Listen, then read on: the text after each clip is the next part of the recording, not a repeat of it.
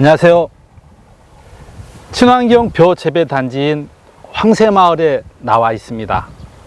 혹시 황새를 보신 적 있으십니까? 이곳에서는 언제든지 황새를 볼 수가 있습니다. 제가 이렇게 말씀드리는 사이에도 지금 황새가 날아가고 있습니다. 자연과 인간이 함께 가는 사회, 그것이 바로 우리 친환경의 최종 목표라고 말씀드릴 수가 있겠습니다. 친환경 재배의 모든 공정들이 다 중요하지만 그 중에서도 잡초 방제는 특히 중요합니다. 병과 충, 잡초 중에서 가장 수량 감소가 큰 것이 바로 잡초이기 때문입니다. 병과 충에 의한 수량 감소율은 10% 내외지만 잡초에 의한 수량 감소율은 이양 재배에서는 25%에서 35%, 직파 재배에서는 40%에서 60%의 수량 감소를 가져옵니다. 친환경 재배에서 잡초 방제가 성패 요인이라고 볼 수가 있겠습니다. 오늘은 친환경 재배 단지에서 오랫동안 친환경을 하셨고 벼농사 연구회 회장님을 맡고 계신 윤종복 회장님을 모시고 친환경 재배 단지에서 발생되는 잡초와 문제점, 해결 방안에 대해서 알아보도록 하겠습니다. 회장님 안녕하세요. 예, 반갑습니다. 예, 회장님 올해 그 친환경 재배를 하시면서 이 지역에서 문제되는 잡초 어떤 것도 있었나요? 문제되는 잡초가 많이 있죠. 첫째, 피, 둘째, 무달개비, 버풀, 물챙이 고랭이도 나오는데 다양하게 많이 나오죠. 예. 이 지역도 관행 재배 토장과 똑같이 다양한 잡초들이 나오는군요. 그렇죠. 예. 친환경 재배를 해보시면 어떤 것이 수량 감소 가장 큰가요? 첫째는 피라고 볼 수가 있고 예. 둘째는 올방개, 세 번째는 무달개비로 볼 수가 있어요. 그렇군요. 친환경 재배에서 잡초 방제하면은 피가 가장 중요하다고 말씀드릴 수가 있겠습니다. 피가 스퀘어미터당 8번이 발생이 되면 한 수량 감소율 20% 정도가 돼요. 96개가 발생이 되면 수량 감소율 64%가 되어버리거든요. 올방개 같은 경우도 관행 재배 농가에서는 굉장히 방제가 어려운 잡초로 돼 있고요. 물달개비 같은 경우 제초제를 안 주고 이렇게 했을 때 이양 재배에서 수량 감소율이 44%, 직파 재배에서는 70%의 수량 감소를 가져오는데 어떤 잡초든지 간에 논에 발생이 되면 수량 감소율은 필수적인 것이죠. 당연하지요. 예. 친환경 재배 단지에서 회장님 말씀하신 올방개나 피나 물달개비들은 우렁이를 넣으면 문제가 없잖아요. 예. 그렇죠?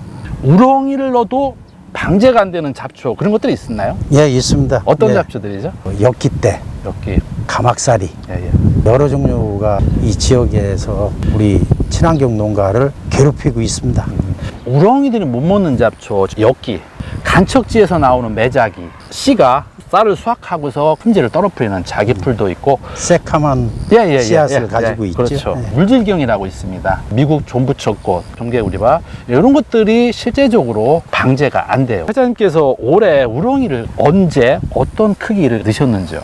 예, 우렁이 크기는 8에서 10mm 정도 되는 치패를 갖다 치패네요? 넣고 예. 노타리를 2회를 칩니다. 2회를 치면은 잡초를 발생을 덜 합니다. 예. 어느 농가는 3회를 치는 농가도 있습니다. 네.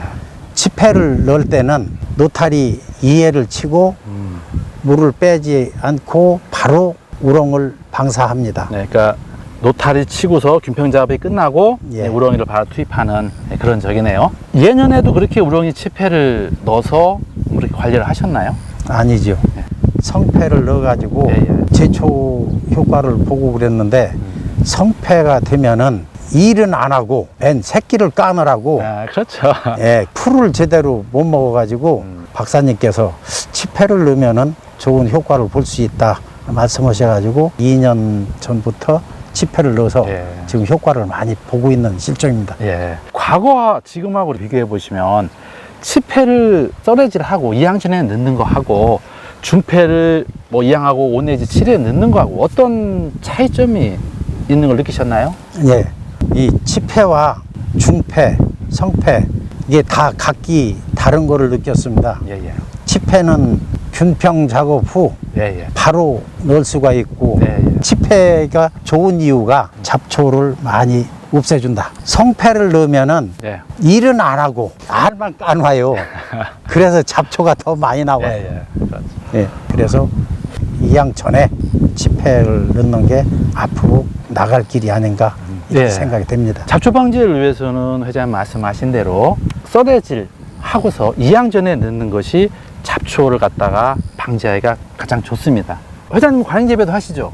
예, 관행 재배 많이 관행 하고 있습니다. 재배하고 친환경 재배하고 이렇게 비교해 봤을 때 친환경 재배의 장점은 뭐라고 생각하시나요? 노동력 절감이 됩니다. 치패를 넣었을 때 네. 성패를 넣으면은 한 마지기에 5kg씩 넣는데 네. 치패를 넣게 되니까 1.2kg. 내 논에 잡초가 많다 하는 분들은 1.5kg까지 논에다가 예, 예. 넣고 있습니다. 아, 그렇게 넣고 있군요. 근데 이제 가장 중요한 것은 300평을 기준으로 해서 1kg에 2,000마리를 기준으로 하는데 10회 같은 경우에 크기가 큰 경우에는 1,500마리 되는 경우도 있습니다. 우리 회장님 말씀처럼 그러니까 6회 정도 되는 것들은 1.5kg를 넣을 수 있지만 10회 2,000마리가 되는 것들은 300평당 1kg만 넣어도 잡초 방지 효과를 확실하게 볼 수가 있습니다. 친환경 재배가 관행 재배에 비해서 장점이라고 한다고 치면 일단은 자연을 살리는 문법이잖아요. 우렁이를 투입했을 때 제초제를 투입한 것보다 노동력도 절감이 되고 잡초 방지 효과도 탁월하면서 경영비도 적게 들어갑니다.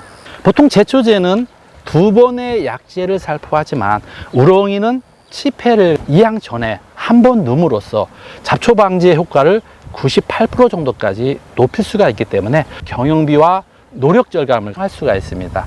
또 하나는 이 썰프늘 유략의 제초제에 대한 저항성 잡초들이 한 14종 이상이 저항성으로 보호가 되어 있습니다. 즉 논에 나오는 모든 잡초들은 거의 저항성 잡초라고 봐야 되는데 제초제를 2번, 3번을 준다 하더라도 잡초가 죽지 않는 이런 문제점이 있었는데 우렁이를 넣고서는 제초제 저항성 잡초와 상관없이 먹어준다는 것이 큰 장점이라고 볼 수가 있습니다. 그렇죠. 네. 올방개 쪽에 대한 말씀을 하셨는데 관행재배소 제초제를 주었을 때 가장 방지하기 어려운 잡초, 난방제 잡초라고 하는 것이 올방개거든요. 올방개는 5개 내지 7개 정도의 눈을 가지고 있는데 정화흡쇄성 현상에 의해서 하나만 올라와서 죽으면 그 옆에 것이 또 올라오고 또 올라오는데 실험을 해보면 2개나 3개까지는 죽지만 그 이후부터는 죽지를 않아 버립니다. 올방개는 토양 15cm 정도 쪽에서 올라오고 늦게 올라오다 보니까 제초제로서 방지하기가 상당히 어렵지만 왕우렁이를 넣었을 적에는 완벽하게 잡아주는 역할을 하고 있습니다.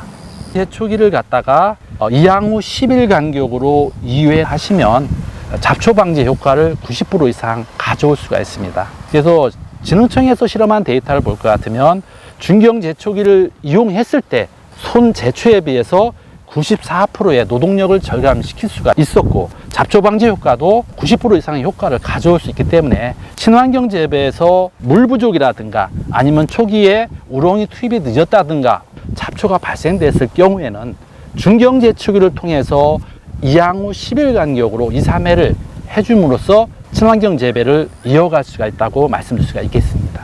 친환경 재배를 하시면서 궁금한 사항이나 또 뭐 의문하신 뭐 그런 것도 있으실까요? 그러나 점차 친환경 면적이 줄어들어가는 이유가 있습니다.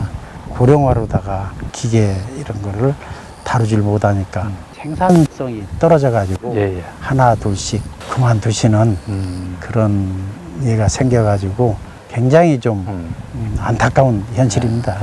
어떻게 보면 이제 우리가 코로나를 통해서 자연의 소중함 이런 것들을 알았잖아요. 그래서 예. 우리가 자연을 지키고 보존해서 우리 후손한테 물려줘야 될 사명감이 있는 거거든요. 그러기 위해서는 친환경 농업을 앞으로 이제 권장하고 이걸 지켜나갈 텐데요.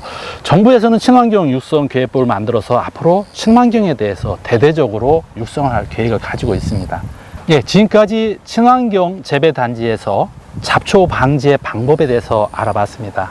잡초 방지에는 결국 친환경 재배의 성패 요인이라고 할 수 있는데 친환경 재배를 갖다가 할 수 있는 방법을 다시 한번 알아보자면요. 첫 번째 가장 중요한 것은 파종량을 적게 하는 겁니다. 상자당 파종량을 150g 이하로 파종하시고 육묘일수를 30일 이상 키워서 튼튼한 묘를 갖다가 이양하는 것이 가장 중요하고요. 두 번째는 내 논의 특성에 대해서 내가 잘 알고 있어야 됩니다. 내 논에 잡초가 발생이 많은지 적은지를 알으셔갖고 잡초 발생이 많은 논은 아까 회장님 말씀하신 대로 로타리를 한 번 더 치면 잡초 발생이 현격히 줄어듭니다. 특히 5월 달에 이양하는 거하고 6월 달에 이양하는 거하고 잡초 발생량이 3분의 1이 줄어들어 버립니다. 그래서 로타리를 한 번 더 치고 이양 시기를 6월 달로 늦춰져 버리면 잡초 발생을 현격히 줄일 수가 있습니다. 또한 논에 물을 담수를 시키는 데 있어서 균평 작업을 균일하게 잘 해줘야 됩니다. 흙이 물 위로 올라와 버리면 우렁이가 잡초 방제를 할 수가 없습니다.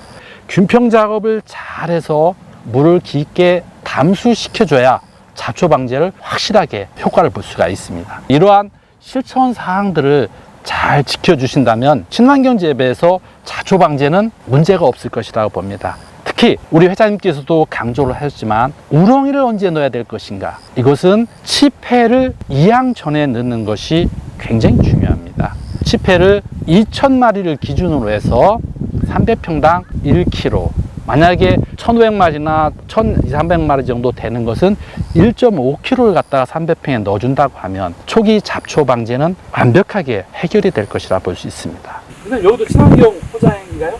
예.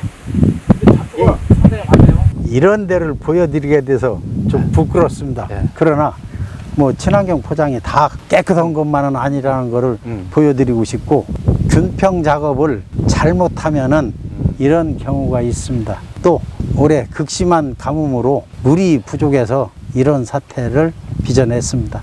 여기에 나와 있는 잡초를 볼 것 같으면 피와 엽기, 가막사리와 마디풀 한 5종류 내지 6가지가 혼종이 되는데, 그 중에서도 엽기 같은 경우는 우렁이가 잘 먹지 못하는데 걷어내지를 않았기 때문에 이렇게 우정이 되는 것이라 볼 수가 있겠습니다. 많은 농민들이 논에 나오는 한두 포기의 잡초들을 제거하지 않는데요. 물달개비 한 포기가 2,000개 내지 3,000개의 종자를 만들어버립니다. 실제적으로 우렁이가 먹지 않는 이런 잡초들은 손으로 제초를 해주셔야 실패하는 사례가 없을 것입니다. 잡초 방제, 이 문제를 우리가 해결해서 친환경 농업이 앞으로 더욱더 발전할 수 있기를 기원해 보겠습니다. 예, 이상 예산 황새마을에서 우리 윤종복 회장님과 말씀을 나눠봤습니다. 회장님 감사합니다. 감사합니다. 예.